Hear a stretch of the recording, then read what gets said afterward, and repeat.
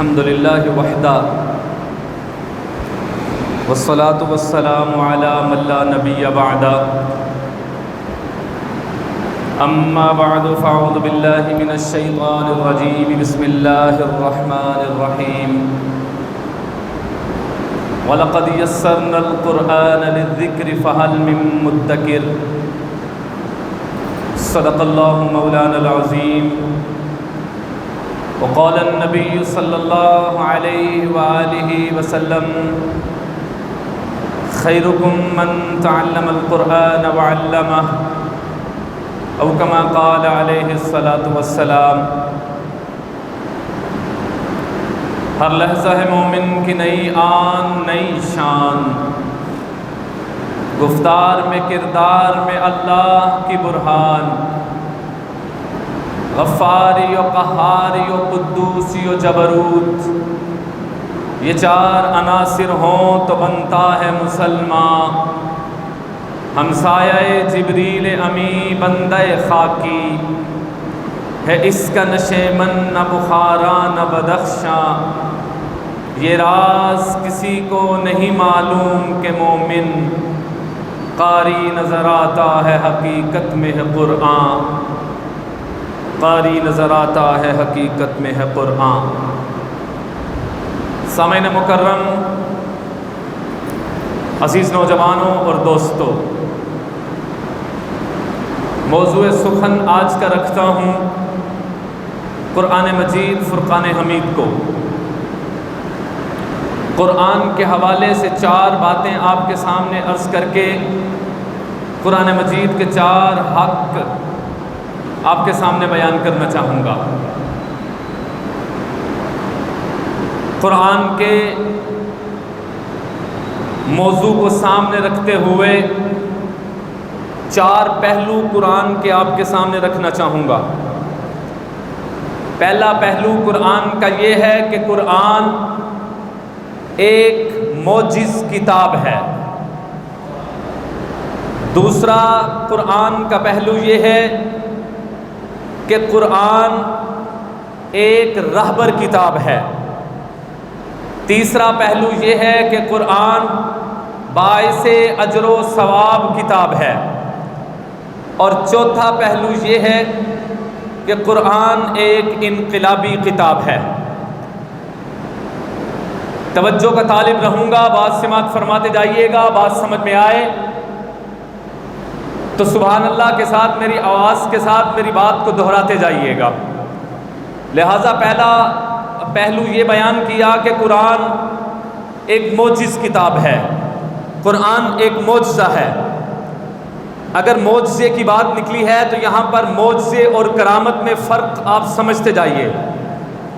کرامت کسے کہتے ہیں اور معجزہ کسے کہتے ہیں؟ ایسا کام جو عموماً دیکھنے میں نہ آئے، آنکھوں نے ایسا کام دیکھا نہ ہو، کانوں نے ایسا کام سنا نہ ہو، لیکن ایسا کام اگر کسی اللہ کے بزرگ کے ہاتھوں سے ہو جائے، اللہ کے ولی کے ہاتھوں سے ہو جائے، اللہ کے برگزیدہ بندے کے ہاتھوں سے ہو جائے، اللہ کے پیارے بندے کے ہاتھوں سے ہو جائے، جس کو پہلے عادت ماننے کے لیے تیار نہ ہو، عقل اس کو تسلیم کرنے کے لیے تیار نہ ہو، اگر ایسا عمل ہو جائے تو اس عمل کو کرامت کہتے ہیں۔ لیکن اگر ایسا ہی عمل اللہ کے پیارے نبی کے ہاتھوں سے ہو جائے، اللہ کے پیغمبر اور رسول کے ہاتھوں سے ہو تو اس کو معجزہ کہتے ہیں، کرامت نہیں کہتے۔ کرامت اگر کسی اللہ کے بندے کے ہاتھ سے کوئی ایسا کام ہو، اس کو معجزہ نہیں بلکہ کیا کہتے ہیں؟ کرامت۔ کیا کہتے ہیں؟ لیکن اگر ایسا ہی عمل اللہ کے نبی کے ہاتھ سے ہو تو اس کو معجزہ کہتے ہیں، کرامت نہیں کہتے ہیں۔ معجزہ کہتے ہیں کسی ایسے کام کو جو انسانوں کی عقل کو زیر کر دے، جس کو انسان نے اس سے پہلے ہوتے ہوئے دیکھا نہیں، جس کو کانوں نے سنا نہیں، لیکن ایسا ہو گیا۔ مثال کے طور پہ رسول دو عالم صلی اللہ علیہ وآلہ وسلم کے ہاتھوں سے یہ معجزہ ہوا کہ چاند دو ٹکڑے ہوا، چشم فلک نے بھی یہ پہلی بار دیکھا انسانوں نے بھی یہ پہلی بار دیکھا، صحابہ نے بھی یہ پہلی بار دیکھا، عرب والوں نے بھی یہ پہلی بار دیکھا، عجم والوں نے بھی یہ پہلی بار دیکھا۔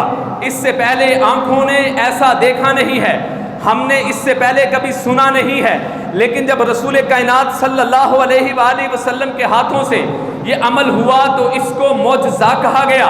عقل نے تسلیم نہیں کیا، عقل کہتی ہے ایسا ہو نہیں سکتا، لیکن اگر ہوا ہے تو اس کو معجزہ کہتے ہیں۔ اب یہاں پر میرا ایک دعویٰ ہے کہ قرآن ایک معجزہ ہے۔ قرآن معجزہ کس طرح ہے؟ آپ لوگوں نے انتہائی توجہ کے ساتھ میری بات کو سمجھنے کی کوشش کرنی ہے۔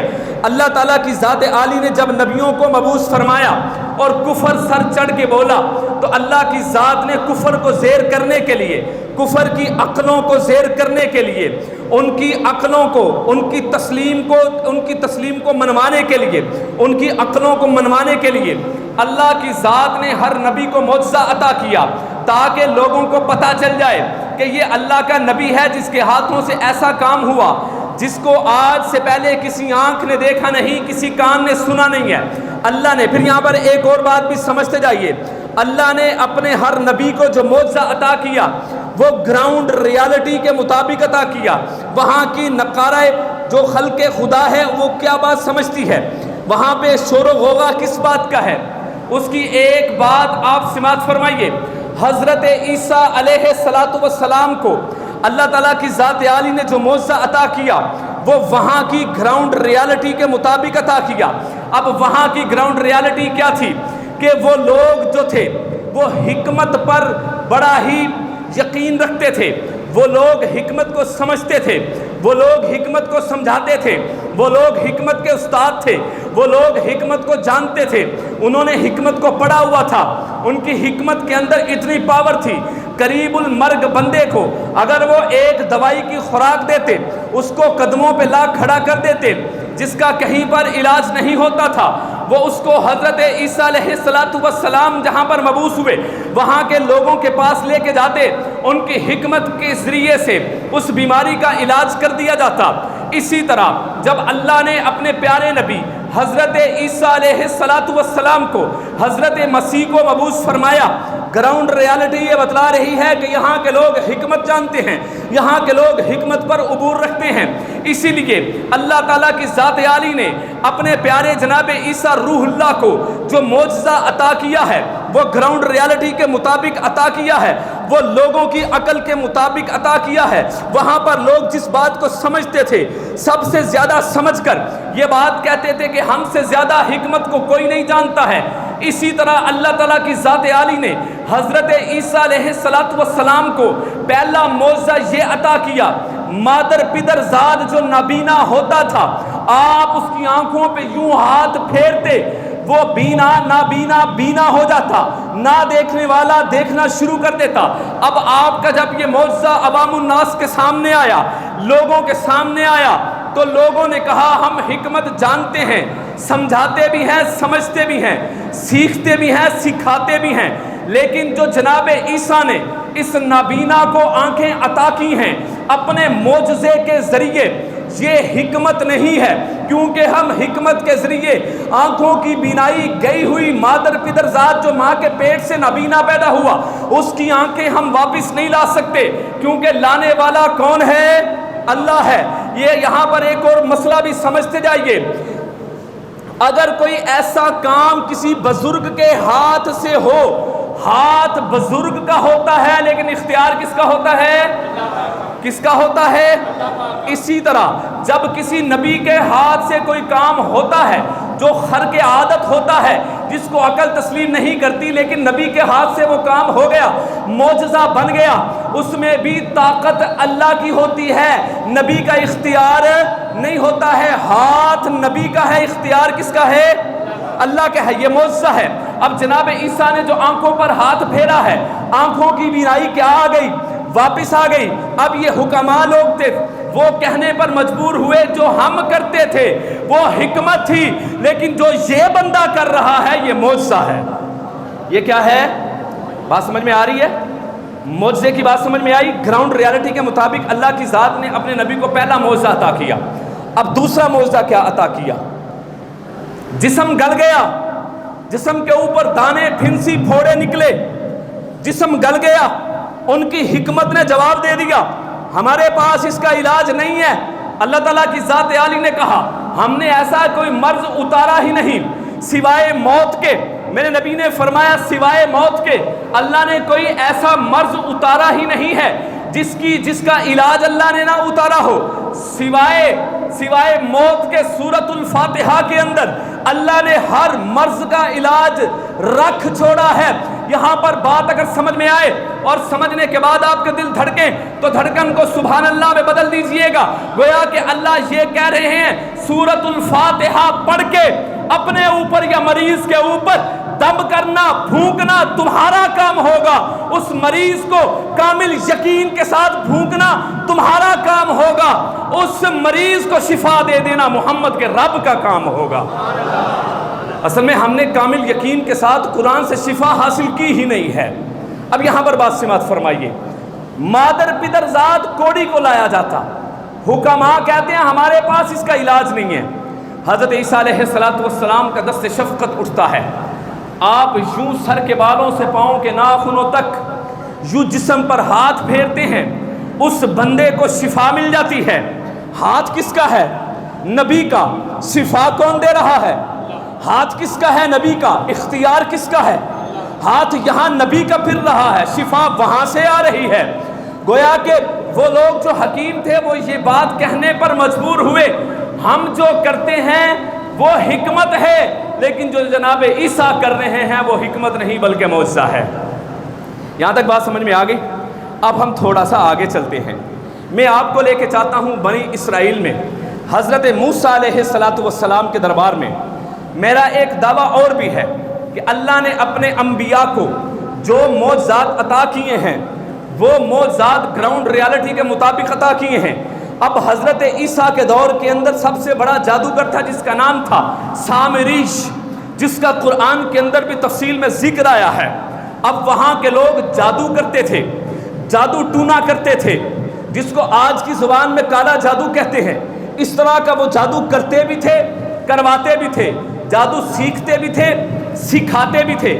انہوں نے بچھڑا بھی بنا لیا جس کی عبادت بھی کرتے تھے اللہ کے سوا۔ اب وہاں کی گراؤنڈ ریالٹی یہ کہتی ہے کہ وہ جادو کرتے تھے، کرواتے تھے، سیکھتے تھے، سکھاتے تھے۔ جب اللہ نے اپنے نبی کو مبعوث فرمایا تو اللہ نے گراؤنڈ ریالٹی کے مطابق اپنے نبی کو جو معجزہ عطا کیا، پہلا معجزہ کیا عطا کیا؟ آپ اپنے دائیں ہاتھ کو اپنی بائیں بغل میں دبانے کے بعد جب یوں ظاہر کرتے وہ سورج کی طرح روشن ہو جاتا، وہ چمکنا شروع ہو جاتا۔ آپ نے جب اپنا معجزہ عوام الناس کو دکھایا، بنی اسرائیل کے جادوگروں نے جب جناب موسیٰ کلیم اللہ کے اس سونے معجزے کو دیکھا، اب یوں اپنی بغل میں ہاتھ دباتے ہیں، دبانے کے بعد یوں باہر نکالتے ہیں، آپ کا دایاں ہاتھ چمکنے لگ جاتا ہے۔ جادوگروں کے سامنے جب آپ کا یہ معجزہ سامنے آیا، جادوگر یہ کہنے پر مجبور ہوئے ہم جادو کو بڑی اچھی طرح جانتے ہیں، کیونکہ ہم نے کئی نسلوں سے جادو سیکھا بھی ہے، کئی نسلوں سے ہم نے جادو سکھایا بھی ہے۔ ہم جو کر رہے ہیں وہ جادو ہے، لیکن اللہ کا یہ نبی جو کر رہا ہے یہ جادو نہیں بلکہ معجزہ ہے۔ ہاتھ کس کا ہے؟ نبی کا ہے۔ روشن کون کر رہا ہے؟ کون کر رہا ہے؟ عقیدہ کو ہی سمجھ میں آ رہا ہے نا؟ نبی کا اختیار نہیں ہوتا، نبی کا جسم ہوتا ہے، نبی کا ہاتھ ہوتا ہے، زبان نبی کی ہلتی ہے، پاور کس کی ہوتی ہے؟ اللہ کی ہوتی ہے۔ نبی کا ہاتھ ہلتا ہے، پاور کس کی ہوتی ہے؟ اللہ کی ہوتی ہے۔ اب یہاں پر ایک اور معجزہ سماعت فرمائیے، جب فرعون نے یہ دعویٰ کر لیا انا ربکم الاعلی، قرآن کہتا ہے فرعون نے دعویٰ کیا میں تمہارا سب سے بڑا رب ہوں، تم میرے سامنے سجدہ تعظیمی کرو گے، تم میرے سامنے جھک کر آؤ گے، جو مجھے رب مانے گا میں اس کی حاجتوں کو پورا کروں گا، جو مجھے رب مانے گا میں اس کا مشکل کشا بن جاؤں گا، جو مجھے رب مانے گا میں اس کا حاجت روا بن جاؤں گا، میں اس کی ضرورتوں کو پورا کروں گا۔ گویا کہ اس نے اپنے آپ کو رب مان لیا۔ اب میں یہاں پر ایک بات کرنا چاہتا ہوں، اگر ہم سے کوئی گناہ ہو جائے، یہ میرا اور اللہ کا تعلق ہے، آپ کا اور اللہ کا تعلق ہے، اللہ سے امید خیر ہے، اللہ گناہ کو معاف کر دے گا۔ لیکن جب کفر سر چڑھ کے بولتا ہے پھر اللہ بھی معافی نہیں دیتا۔ جب انسان بہت بڑا دعویٰ کر لیتا ہے پھر اللہ بھی معافی نہیں دیتا۔ جس طرح کے نمرود نے دعویٰ کر لیا میرے دربار میں جو آئے گا پہلے سجدہ کرے گا، اللہ نے کہا یہ تو میری شان کے خلاف ہے، اللہ نے ایک مچھر کے ذریعے اس کو مروا دیا۔ اس طرح ربوبیت کا دعویٰ موسیٰ کے دور میں آنے والے فرعون نے کیا۔ اللہ نے کہا جب تیری غلطیاں چھوٹی تھی ہم بھی معاف کر رہے تھے، لیکن اب تم نے ہماری غیرت اور حمیت کو للکارا ہے، ہمارے کاغذوں میں اب تمہارے لیے بھی معافی کوئی نہیں ہے۔ تکبر کیا اس نے کہا انا ربکم الاعلی، میں تمہارا سب سے بڑا رب ہوں، ربکم الاعلی، میں اعلیٰ رب ہوں، جس کو تم مان رہے ہو وہ رب نہیں، میں رب ہوں۔ اب اللہ تعالیٰ کی ذات عالی نے حضرت موسیٰ علیہ السلام کو ایک معجزہ عطا کیا۔ وہ معجزہ کیا تھا یہ قرآن سے ہی پوچھ لیتے ہیں، اللہ کرے ہمیں قرآن سمجھ میں آ جائے، اللہ کرے ہمیں قرآن پڑھنے کی توفیق مل جائے، اللہ کرے ہمیں قرآن پڑھ کے سمجھ کر اس پر عمل کرنے کی توفیق مل جائے، اللہ کرے ہمیں قرآن پڑھ کر اس کو سمجھ کر اس پر عمل کر اس کو آگے پھیلانے کی ہمیں توفیق مل جائے۔ آئیے قرآن سے پوچھتے ہیں یہ معجزہ کیا ہے۔ اللہ تعالیٰ کی ذات عالی نے حضرت موسیٰ بکریاں چرا رہے تھے، آپ کے ہاتھ میں ایک چھڑی تھی، اللہ نے قرآن نازل کیا۔ قرآن میں اللہ نے کہا سوال کر دیا وما تلک بیمینک یا موسیٰ، اے موسیٰ آپ کے ہاتھ میں کیا ہے، اے موسیٰ آپ کے ہاتھ میں کیا ہے، وما تلک بیمینک یا موسیٰ، اے موسیٰ آپ کے ہاتھ میں کیا ہے۔ بھئی سمجھ میں آ رہی بات سمجھ میں آ رہی ہے نا؟ اللہ نے سوال کیا حضرت موسیٰ سے وما تلک بیمینک یا موسیٰ، اے موسیٰ آپ کے ہاتھ میں کیا ہے۔ جناب موسیٰ نے رپلائی کیا قال ہی عصای، میرے ہاتھ کے اندر عصا ہے۔ کیا ہے؟ عصا۔ عصا عربی میں چھڑی کو کہتے ہیں جس سے انسان ٹیک لگاتا ہے، جس سے انسان سہارا لے لیتا ہے۔ بزرگوں نے اکثر وہ چھڑیاں پکڑی ہوتی ہیں، چرواہے نے اکثر وہ چھڑی پکڑی ہوتی ہے۔ حضرت موسیٰ علیہ السلام چونکہ بکریاں، اللہ کے ہر نبی نے بکریاں چرائی ہیں، یہ اللہ تعالیٰ کی ذات عالی انبیاء کے عز و انکساری کی ایک علامت یہ بھی ہے کہ وہ بکریاں چراتے ہیں۔ بکریاں چرانے کے اندر ایک حکمت یہ بھی ہے، کوئی بکری ادھر چلی جاتی ہے، کوئی بکری ادھر چلی جاتی ہے، بکریوں کو سمیٹتے ہیں۔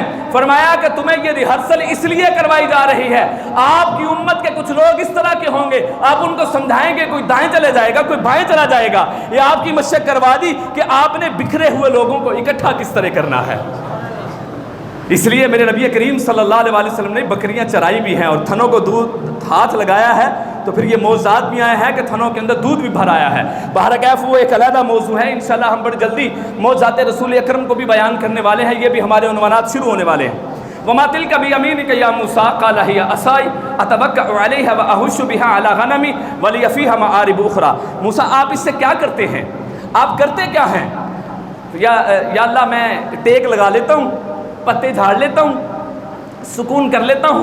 یہ وما تلک بیمینک یا موسیٰ قال ہی عصای اتوکأ علیہا واہش بہا علی غنمی ولی فیہا مآرب اخری، بکریوں کے لیے پتے جھاڑ لیتا ہوں اور ٹیک جب تھک جاتا ہوں تو ٹیک لگا کے آرام بھی کر لیتا ہوں، کچھ اور کام بھی کر لیتا ہوں۔ اچھا، اللہ نے کہا اے میرے پیارے نبی ذرا اس اپنی چھڑی کو ذرا زمین پر پھینکنا۔ جب حضرت موسیٰ علیہ السلام نے چھڑی کو زمین پر رکھا وہ اژدہا بن گیا، اتنا بڑا اژدہا بنا، حضرت موسیٰ الٹے پاؤں پیچھے ڈر کی وجہ سے بھاگے۔ اب میرا جو دعویٰ ہے کہ نبی کا اختیار معجزے میں نہیں ہوتا، اگر نبی کا اختیار ہوتا تو وہ ڈر کے پیچھے نہ بھاگتے۔ اللہ نے کہا محبوبہ آپ ڈریے نہیں، اس کو ہاتھ لگائیں۔ جب حضرت موسیٰ نے ہاتھ لگایا تو وہ پھر سے کیا بن گیا؟ وہ عصا بن گیا، وہ چھڑی بن گئی۔ اب یہ ریہرسل کروا دی، ڈر ختم ہو گیا۔ چھوڑے سانپ بن جائے، ہاتھ لگائیں عصا بن جائے، چھوڑے سانپ بن جائے، ہاتھ لگائیں تو عصا بن جائے۔ جب یہ معجزے کا پتہ چلا نا فرعون کو تو فرعون ڈر گیا۔ اب فرعون سے لوگ ان کا ساتھ چھوڑ کے حضرت موسیٰ کے گروہ میں آنا شروع ہو گئے۔ اب فرعون کی تعداد کم ہونے لگی، جناب موسیٰ کی تعداد زیادہ ہونے لگی۔ اب اس کو ڈر ہوا کہ میں نے تو یہ دعویٰ کر رکھا ہے کہ میں اللہ ہوں، میں رب ہوں، انا ربکم الاعلی، تو میری تو پاپولیرٹی کم ہو گئی، مجھے تو لوگ میرے پاس آنا کم ہو گئے، بادشاہ میں ہوں لیکن لوگ مان جناب موسیٰ کی رہے ہیں۔ تو آپ نے کیا کیا؟ فرعون نے اپنے دربار میں تمام جادوگروں کو اکٹھا کر لیا۔ میں نے ایک دعویٰ کیا ہے کہ اللہ نے ہر نبی کو جو معجزہ عطا کیا ہے وہ گراؤنڈ ریالٹی کے مطابق کیا ہے۔ کیونکہ وہاں کے لوگ جادو کرتے بھی تھے، کرواتے بھی تھے، سیکھتے بھی تھے، سکھاتے بھی تھے۔ دربار لگ گیا، بڑے بڑے جادوگر آ گئے، اپنے اپنی جادو کی رسیاں لے کر آ گئے۔ اصل میں جادو بیسیکلی ہوتا کیا ہے؟ جادو بیسیکلی میسمرزم ہے، ہماری آنکھوں کا دھوکہ ہوتا ہے۔ آپ نے اکثر چھوٹے ہوتے ہوئے کچھ جو میوزیشین ہوتے ہیں ان کے جادو کو دیکھا ہوگا، وہ 10 کے نوٹ سے 5000 کا نوٹ بنا لیتے ہیں، وہ 100 کے نوٹ سے 1000 کا نوٹ بنا لیتے ہیں۔ در حقیقت وہ ان کی پریکٹس اتنی ہو چکی ہوتی ہے کہ وہ نکالتے اپنے کسی بازو سے ہی ہیں 5000 کا نوٹ، لیکن ہمیں لگ یہ رہتا ہے کہ اس نے 10 کے نوٹ کو 5000 کا بنا دیا۔ اس کو انگلش میں کہتے ہیں میسمرزم، آنکھوں کا دھوکہ۔ یہی کچھ ہوا حضرت موسیٰ کے دربار میں۔ انہوں نے اپنی اپنی رسیاں پھینکی، کسی نے 1 رسی پھینکی، کسی نے 5 پھینکی ہوں گی، کسی نے 10 پھینکی ہوں گی، کسی نے 20 پھینکی ہوں گی۔ دیکھتے ہی دیکھتے وہ سانپ بن گئی۔ عین ممکن ہے کہ وہ جادو کے ذریعے انہوں نے سانپ بنا دیا ہو، عین ممکن ہے وہ ان کی آنکھوں کا دھوکہ ہو۔ دیکھتے ہی دیکھتے موسیٰ علیہ السلام فرعون کے دربار میں ہیں، دربار کے اندر تخت پر فرعون بیٹھا ہوا ہے اور رسیاں جو سانپ تھی وہ رینگ رہی ہیں۔ اتنے میں حضرت موسیٰ علیہ السلام بھی مسکرائے اور آپ نے بھی اپنی چھڑی کو نیچے پھینک دیا۔ جب آپ نے اپنی چھڑی کو نیچے پھینکا تو وہ کیا بن گیا؟ بولیے بھائی کیا بن گیا؟ سانپ بھی بن گیا اور کوبرا اژدہا بن گیا۔ اس نے ایسے منہ کھولا اور ایک ہی لقمے میں سارے کے سارے وہ جو نکلی سانپ تھے، رسیاں تھیں، ان کو کھا گئے۔ اب وہ جو جادوگر تھے انہوں نے فوراً کہا کہ ہم جادو کرتے بھی ہیں، کرواتے بھی ہیں، جادو سیکھتے بھی ہیں، سکھاتے بھی ہیں۔ ہم جو کر رہے تھے وہ جادو تھا، لیکن جو موسیٰ نے کیا ہے وہ جادو نہیں بلکہ اللہ کے نبی کا معجزہ ہے۔ وہ کیا ہے؟ معجزہ ہے۔ تو میرا ایک دعویٰ ہے، اللہ نے اپنے نبیوں کو جو معجزات عطا کیے وہ گراؤنڈ ریالٹی کے مطابق عطا کیے۔ اب میرا جو دعویٰ ہے کہ قرآن ایک معجزہ ہے، اب میں پس منظر کو بیان کر کے اپنے دعوے پر آ گیا ہوں۔ میرا دعویٰ ہے قرآن ایک کیا ہے؟ معجزہ ہے۔ جناب عیسیٰ کو جو معجزات عطا کیے وہ گراؤنڈ ریالٹی کے مطابق حکمت والے معجزات عطا کیے، اور حضرت موسیٰ کو جو معجزات عطا کیے گراؤنڈ ریالٹی کے مطابق جادو والا معجزہ عطا کر دیا، جادو کے مطابق معجزہ عطا کر دیا۔ اور وہاں کے لوگوں نے اس بات کو تسلیم بھی کیا کہ ہم جو کر رہے تھے وہ جادو تھا، لیکن جو ان نبیوں نے کیا وہ جادو نہیں بلکہ معجزہ ہے۔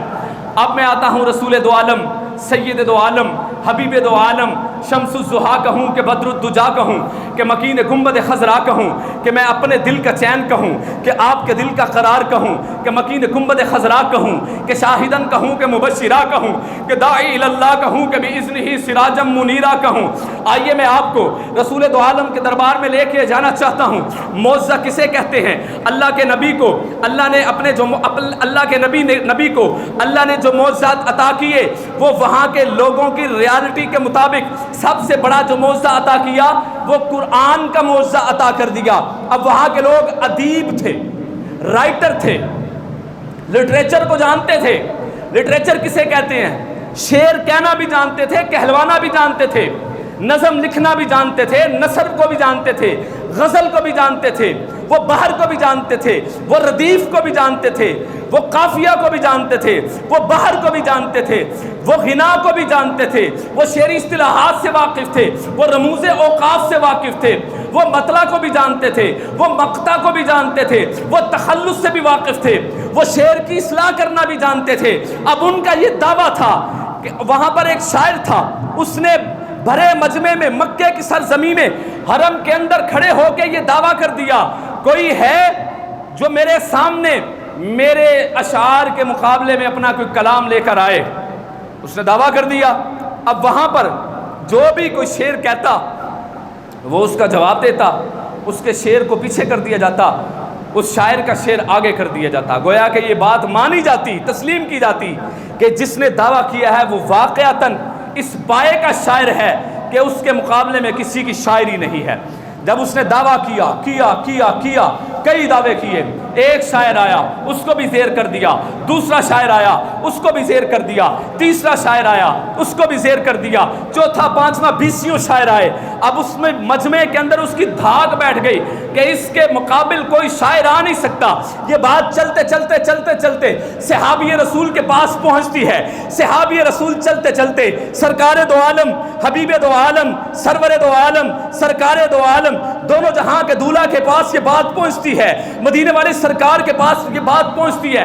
وہ کہتے ہیں کہ وہاں پر بیت اللہ کے قریب ایک شخص نے مجمع لگایا ہوا ہے، وہ کہتا ہے مجھ سے بڑا کوئی شاعر نہیں ہے، اگر کوئی اپنا کلام لے کے آئے میں اس کے مقابلے میں اپنا کلام لے کے آؤں گا، اس کے کلام کو زیر کروں گا۔ اتنے میں رسول دو عالم مسکرائے ہیں۔ اب میں یہ جو بات کرنے لگا ہوں اگر آپ کو اچھی لگے اور اس پر آپ کے دل دھڑکیں تو دھڑکن کو سبحان اللہ میں بدل دیجئے گا۔ میرے نبی مسکرائے ہیں، میرے نبی نے فرمایا ذرا جانا میری سورہ کوثر تو اٹھا کے لے کے آنا۔ آپ نے یہ نہیں کہا سورہ بقرہ لے کے آؤ، آپ نے یہ نہیں کہا سورہ آل عمران لے کر آؤ، کئی صفحات پر مشتمل سورت لے کر آؤ۔ آپ نے فرمایا میرے اوپر نازل ہونے والے وہ قرآن جس کے بارے میں اللہ نے کہا لو انزلنا ھذا القرآن علی جبل لرأیتہ خاشعا متصدعا من خشیۃ اللہ، اگر ہم اس قرآن کو پہاڑوں کے اوپر نازل کرتے، پہاڑ اللہ کی خشیت سے، اللہ کے خوف سے، اللہ کے رعب سے، اللہ کے جلال سے، اللہ کے ڈر سے، اللہ کے خوف سے ریزہ ریزہ ہو جاتے۔ لیکن اگر اس پورے قرآن کو اپنے سینے کے اندر سما لیا ہے تو 11 سال کے بچے نے یہ بتلا دیا ہے اے پہاڑوں تمہارے اندر اتنی طاقت نہیں ہے، لیکن میں نبی کا امتی ہونے کی وجہ سے میرے دل کے اندر اتنی طاقت ہے کہ پورا قرآن الف لام میم سے لے کر والناس کی سین تک اپنے دل کے اندر سما سکتا ہوں۔ وہ معزز تھے زمانے میں مسلمان ہو کر اور تم خار ہوئے تارک قرآن ہو کر۔ اور اگر آپ جاگ رہے ہیں اور آپ کا عشق سلامت ہے تو میں یہ شعر آپ کی سماعتوں کے حوالے کرتا ہوں اور حفاظ کرام کی شان و شوکت میں اضافہ کرتے ہوئے یہ شعر کہتا ہوں، ہے قول خدا قول محمد، ہے قول خدا قول محمد، فرمان نہ بدلا جائے گا۔ پھر جملہ دیتا ہوں، ہے قول خدا قول محمد، فرمان نہ بدلا جائے گا، بدلے گا زمانہ لاکھ مگر قرآن نہ بدلا جائے گا۔ اور اگر آپ جاگ رہے ہیں اور آپ کا عشق سلامت ہے تو پھر یہ شعر بھی سماعت فرما لیجئے کہ کیوں نہ ممتاز ہو اسلام دنیا بھر کے دینوں میں، کیوں نہ ممتاز ہو اسلام دنیا بھر کے دینوں میں، وہاں مذہب کتابوں میں یہاں قرآن سینوں میں۔ میرے نبی نے فرمایا ذرا میری سورہ کوثر تو اٹھا کے لے کے آنا، انا آتیناک الکوثر فصلی لربک وانحر ان شانئک ھو الابتر۔ آپ نے فرمایا جاؤ اس کو اس شاعر کے پاس لے کے جاؤ اور اسے کہو کہ ہمارے نبی کہتے ہیں اس کا جواب دے، ہر شعر کا تم نے جواب دیا، جاؤ اس کا بھی جواب دو۔ وہ کلام اس شاعر کے سامنے لایا گیا، وہ کہتا ہے انا آتیناک الکوثر فصلی لربک وانحر ان شانئک ھو الابتر، جواب نہیں بن پڑا۔ پھر کہتا ہے انا آتیناک الکوثر فصلی لربک وانحر ان شانئک ھو الابتر، پھر اس سے جواب نہیں بنا، اس نے پھر کہا انا آتیناک الکوثر فصلی لربک وانحر ان شانئک ھو الابتر۔ جب تیسری بار اس نے میرے نبی کی قرآن کی سب سے چھوٹی سورت کو پڑھا تو یہ کہنے پر مجبور ہوا ما ھذا قول البشری، میں یہ کہتا ہوں یہ کسی بشر کا کلام نہیں ہے، میرا دعویٰ یہ تھا میں ہر بشر کے کلام کا جواب دوں گا، یہ بشر کا کلام نہیں بلکہ یہ رب دو جہان کا کلام ہے۔ نعرہ تکبیر، نعرہ تکبیر، نعرہ تکبیر۔ سامعین مکرم، قرآن کا متبادل کوئی نہیں ہے۔ بڑے ہی افسوس سے یہ کہہ رہا ہوں کہ ہم نے قرآن کے ساتھ دل لگایا ہی نہیں ہے۔ قرآن ایک ایسا معجزہ ہے، آپ پوچھیں گے مولانا معجزہ تو وہ ہوتا ہے جس کا اثر دیکھنے میں آئے، آپ کہیں گے مولانا معجزہ وہ ہوتا ہے جو عقلوں کو زیر کر دے، مولانا معجزہ وہ ہوتا ہے جس کا مشاہدہ کیا جا سکے۔ جس طرح کے رسول دو عالم نے چاند کی طرف اشارہ کیا، چاند دو ٹکڑے ہوا، دو ٹکڑے ہو کر جڑ بھی گیا، مشاہدہ ہوا، آنکھوں نے دیکھا ہے، لیکن یہاں پر تو آنکھیں دیکھ نہیں رہی۔ آپ کہیں گے مولانا چاند دو ٹکڑے ہوتے ہوئے آنکھوں نے دیکھا، لیکن یہاں پر تو ہمیں معجزہ قرآن کا دکھائی نہیں دے رہا۔ میں آپ کے سامنے یہ بات عرض کرنا چاہتا ہوں، نبی دو عالم کے دور سے لے کر آج تک اور آج سے لے کر جب تک قیامت کا سورج طلوع نہیں ہوگا اس وقت بھی قرآن لوگوں کی زندگیاں بدل رہا تھا، آج بھی قرآن لوگوں کی زندگیاں بدل رہا ہے، قیامت تک یہ لوگوں کی زندگیاں بدلتا رہے گا۔ پھر یہ معجزہ ہوا کہ نہ ہوا؟ معجزہ دیکھنے میں آ رہا ہے کہ نہیں آ رہا؟ آئیے میں آپ کو چھوٹی سی بات بتاتا ہوں۔ ایک غیر مسلم جو قرآن پر پی ایچ ڈی اسکالر قرآن پر اعتراض کرنے کے لیے قرآن کو مطالعہ کر رہا ہے، جب وہ سورہ بقرہ ختم کرتا ہے، آل عمران شروع کرتا ہے، اس کا سینہ کھل جاتا ہے۔ اس نے بطور کافر قرآن کا مطالعہ شروع کیا، قرآن کو پڑھنا شروع کیا اس نیت کے ساتھ کہ میں قرآن پر، دین اسلام پر اعتراض کروں گا، لیکن جب قرآن کو پڑھنا شروع کیا، قرآن نے دل کا زنگ اتارا تو قرآن نے اس کی زندگی کو بدل کر اسلام کی دولت سے مالا مال کر دیا۔ اور پھر یہاں پر بڑے افسوس کے ساتھ ایک بات بھی کہنا چاہتا ہوں، قرآن کے اصول زرعی اصول ہیں، چونکہ قرآن ایک ضابطہ حیات ہے۔ اب یہ مجھے بتائیں کہ کہاں پر لکھا ہے کہ اگر کافر قرآن کے احکامات پر عمل کرے کافر ہونے کی حیثیت سے تو قرآن اس کو فائدہ نہیں پہنچائے گا؟ پہنچائے گا۔ یہ کوئی شرط تو نہیں ہے کہ مسلمان ہی پڑھے گا تو پھر ہی فائدہ ہوگا۔ قرآن تو ضابطہ حیات ہے۔ انہوں نے قرآن سے احکامات نکالے، قوانین نکال کر اپنی اقوام پر نافذ کیے، آج وہ عروج پر ہیں، اوج کمال کو چھو رہے ہیں، ہم نے چھوڑ دیا، ہم پستی کا شکار ہو چکے ہیں۔ وہ معزز سے زمانے میں مسلمان ہو کر اور تم خار ہوئے تارک قرآن ہو کر۔ قرآن تو ضابطہ حیات ہے۔ ہمارے لیے افسوس کی بات ہے ہمارا قرآن ہے ہم نے نہیں پڑھا، ہمارے لیے افسوس کی بات ہے ہمارا قرآن ہے ہم نے نہیں سمجھا، ہمارے لیے افسوس کی بات ہے ہم نے قرآن پر عمل نہیں کیا۔ جنہوں نے قرآن پر عمل کیا وہ اوج کمال کو چھو گئے، وہ ثریا پر جا پہنچے، اور ہم نے اس کو چھوڑا، ثریا سے زمین پر لے کے ہمیں لا دے مارا، ہم نے قرآن سے اپنے تعلق کو توڑ دیا۔ تو قرآن ایک معجزہ ہے، یہ پہلا میرا دعویٰ تھا۔ اب یہاں پر دوسرا دعویٰ مختصراً بیان کر کے اس کی تفصیل اگلے جمعے انشاءاللہ تعالیٰ بیان کروں گا، چونکہ میرے 4 دعوے ہیں۔ قرآن ایک معجز کتاب ہے، دوسرا میرا دعویٰ ہے قرآن ایک رہبر کتاب ہے، تیسرا میرا دعویٰ یہ ہے کہ قرآن ایک انقلابی کتاب ہے، چوتھا میرا دعویٰ یہ ہے کہ قرآن باعث اجر و ثواب کتاب ہے۔ ان کی تفسیر انشاءاللہ اگلے جمعے بیان کروں گا، ہو سکتا ہے 1 سے زائد جمعہ بھی قرآن کو سمجھنے میں لگ جائے۔ اور پھر میں نے 4 حقوق قرآن کے بیان کرنے تھے، وہ بھی میں آج بیان نہ کر سکا، وہ بھی انشاءاللہ آئندہ جمعے بیان کروں گا، لیکن آپ اجمالی طور پر سماعت فرما لیں۔ قرآن کا پہلا حق یہ ہے کہ قرآن کو پڑھا جائے۔ قرآن کو کب پڑھا جائے؟ جب کوئی بندہ فوت ہو جائے۔ کب پڑھا جائے؟ جب تیسرے دن کا ختم ہو، کلوں کا ختم ہو۔ کب پڑھا جائے؟ جب 40ویں کا ختم ہو۔ کب پڑھا جائے؟ جب سالانہ ختم ہو۔ کب پڑھا جائے؟ جب کوئی جادو ٹونا ختم کرنا ہے۔ کب پڑھا جائے؟ جب کوئی بیمار ہو جائے۔ کب پڑھا جائے؟ جب کوئی کاروبار شروع کرنا ہے۔ کب پڑھا جائے قرآن کو؟ قرآن کو روز پڑھا جائے۔ قرآن کو صبح ہوتے ہی آغاز قرآن سے ہونا چاہیے۔ دکاندار سب سے پہلا کام یہ کرے، دکان کھولے اور قرآن کو پڑھنا شروع کر دے۔ جاب ہولڈر جاب بعد میں سٹارٹ کرے، لیکن پہلے 10 منٹ 15 منٹ قرآن کی تلاوت شروع کر دے۔ ہماری صبح کا آغاز قرآن سے ہونا چاہیے۔ بڑے افسوس کے ساتھ یہ کہتا ہوں، بڑے افسوس کے ساتھ یہ کہتا ہوں کہ کبھی قرآن جب فجر کی نماز پڑھ کے ہم مسجدوں سے واپس آتے تھے، ہمارے گھر کی بزرگ خواتین قرآن پڑھتی تھیں، بزرگ ہمارے قرآن پڑھتے تھے، اپنے گھر کی کھڑکیاں کھول کر قرآن کی آواز گلیوں میں آتی تھی۔ ہائے افسوس، آج قرآن کو پڑھنا چھوڑ دیا گیا، طاقوں میں سجا دیا گیا، غلافوں میں لپیٹ کر الماریوں میں قرآن کو رکھ دیا گیا، لیکن قرآن کو پڑھا نہ گیا۔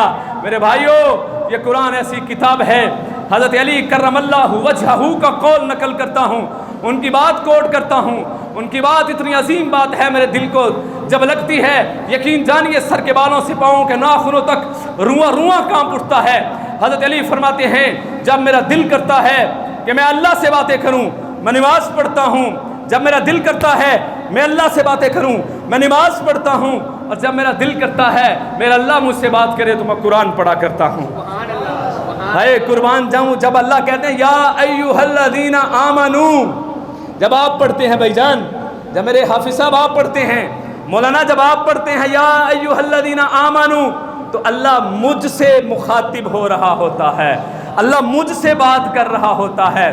بھائی آج یہاں پر کوئی کسی کا پولیس اسٹیشن میں اپنا کوئی کزن ایس ایچ او لگ جائے، وہ اس کی ویڈیو بنا کے سوشل میڈیا پہ ڈالتا ہے، میرا اس کے ساتھ ریلیشن ہے، وہ میرے ساتھ بات کر رہا ہے، وہ میں اس کی بات سن رہا ہوں، وہ میرے ساتھ کلام کر رہا ہے۔ جب دنیا کے کسی شخص کی بات سنی جائے اور سنا لی جائے، باعث فخر انسان کئی دن فخر کی حالت میں رہتا ہے، لیکن میرے بھائیوں جب دونوں جہاں کو پیدا کرنے والا مجھ سے بات کر رہا ہو پھر کتنے فخر کی بات ہوگی۔ جب اللہ میرے ساتھ کلام کر رہا ہو، اللہ میرے ساتھ گفتگو کر رہا ہو، کہیں پر کہے یا ایھا الناس، کہیں پر کہے یا عبادی الذین اسرفوا علی انفسہم لا تقنطوا من رحمت اللہ، کہیں پر اللہ کہے یا ایھا الذین آمنوا، اللہ پکار رہا ہے، اللہ بلا رہا ہے، اللہ محبت کے ساتھ بلا رہا ہے، اللہ الفت کے ساتھ بلا رہا ہے، اللہ ایک طرف کے ساتھ بلا رہا ہے، اللہ بھولے بھٹکوں کو بھی اپنی طرف بلا رہا ہے، اللہ گنہگاروں کو بھی اپنی طرف بلا رہا ہے۔ اللہ نے تو نہیں کہا، اللہ نے تو نہیں کہا جو زنا کرے گا وہ میرا نہیں ہے، اللہ نے تو نہیں کہا جو شرابیں پیے گا وہ میرا نہیں ہے، اللہ نے تو یہ نہیں کہا جو سرور کی محفل سجائے گا، موسیقیوں کی محفل سجا کے ساری رات ناچ گانے میں مشغول رہے گا وہ میرا نہیں ہے، اللہ نے یہ تو نہیں کہا ہے جو سود کھائے گا وہ میرا نہیں ہے، اللہ نے یہ تو نہیں کہا ہے جو برائیوں میں مبتلا ہو گیا وہ میرا نہیں ہے، اللہ نے کہا میرے ہیں، ایک دفعہ معافی مانگنا تمہارا کام ہوگا، تیرے سارے گناہوں کو معاف کر کے اپنی آغوش میں جگہ دے دینا محمد کے رب کا کام ہوگا، کیونکہ نس نس سے واقف ہے، رگ رگ جانتا ہے، نس نس سے واقف ہے، رگ رگ جانتا ہے، مجھ سے زیادہ میرا رب جانتا ہے۔ تو آئیے اپنے اللہ کے ساتھ دل لگاتے ہیں، اور آپ بالخصوص نوجوان بیٹھے ہیں، یہ شعر جو میں عرض کرنے لگا ہوں یہ شعر انشاءاللہ تعالی جوانوں آپ کے کام آئے گا۔ وہ شاعر کہتا ہے کہ تہلکہ مچا دیتی ہے عرش آسمانی میں، یعنی عرش آسمانی کو ہلا کے رکھ دیتی ہے، وہ کیا چیز ہے؟ شاعر کا تخیل دیکھیے کہاں تک پہنچا ہے کہ تہلکہ مچا دیتی ہے عرش آسمانی میں، تہلکہ مچا دیتی ہے عرش آسمانی میں، محبت جب خدا کا نام لیتی ہے جوانی میں، جوانی میں خدا کا نام لیتا ہے اللہ کا بڑا محبوب بندہ ہوتا ہے۔ اللہ سے دعا ہے اللہ مجھے اور آپ کو اس پر عمل کرنے کی توفیق عطا فرمائے۔